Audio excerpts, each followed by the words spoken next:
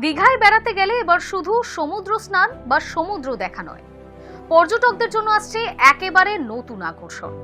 সমুদ্রের বুকে ভেসে চলবে বিলাসবহুল ক্রুজ এমভি নিবেদিতা। নাচ গান, খাবার, আলোয় সাজানো ডেক আর 1 ঘন্টার সমুদ্র ভ্রমণ, সব মিলিয়ে দীঘার পর্যটনে যোগ হচ্ছে নতুন মাত্রা।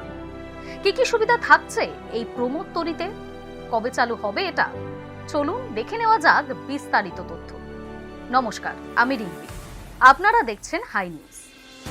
পর্যটকদের জন্য দীঘায় নয়া আকর্ষণ এমভি নিবেদিতা। দায়িত্বপ্রাপ্ত ঠিকাদার সংস্থার কর্তা বলেন, প্রমোদ তরী চালানোর জন্য যাবতীয় পরিকাঠামো তৈরি।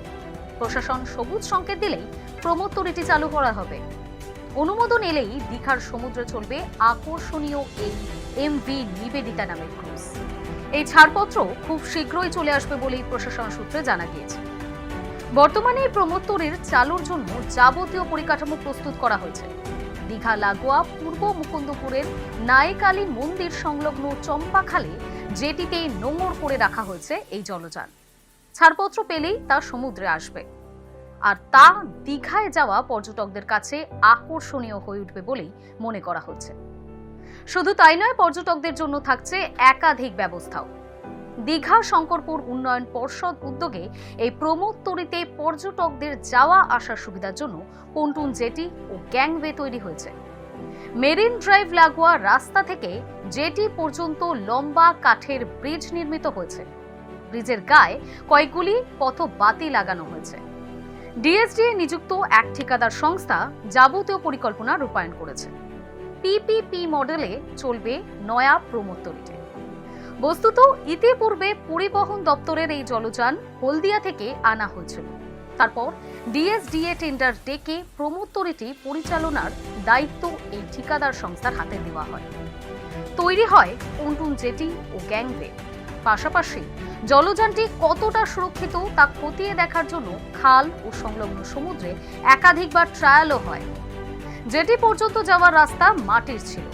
সব সমস্যা কাটিয়ে রাস্তা সহ যাবতীয় পরিকাঠামো তৈরি হয়েছে। এই প্রমোদ তরীতে সুযোগ সুবিধা কি কি থাকছে জেনে নেব এবার।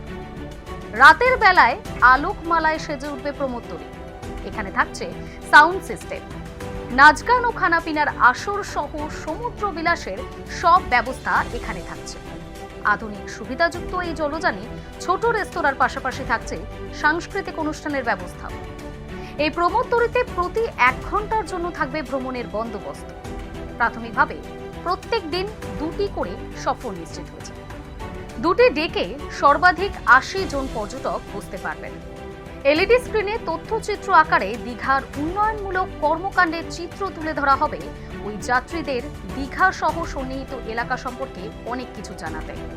যেটি থেকেই যাত্রা শুরু করবে প্রমোদ তরী। যাত্রার শেষে সেখানেই ফিরে আসবে সেটি। মাথাপিছু কত ভাড়া তা এখনো পর্যন্ত চূড়ান্ত হয়নি বলে খবর।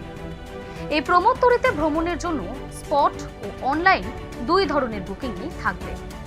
দায়িত্বপ্রাপ্ত ঠিকাদার সংস্থার কর্তা বলেন, প্রমোদ তরী চালানোর জন্য যাবতীয় পরিকাঠামো তৈরি। প্রশাসন সবুজ সংকেত দিলেই প্রমোদ তরীটি চালু করা হবে। এদিকে ডিএসডিএ এর মুখ্য কার্যনির্বাহী আধিকারিক বলেন, প্রমোদ তরীটি প্রয়োজনীয় অনুমোদনের অভাবে চালানো যাচ্ছে না। আমরা এটি চালুর ছাড়পত্র পাওয়ার ক্ষেত্রে ফিটনেস সার্টিফিকেটের জন্য পরিবহন দপ্তরের কাছে আবেদন করেছে। আশা করছি প্রয়োজনীয় অনুমোদন মিললেই খুব শীঘ্রই ক্রুজটি চালু করা হবে।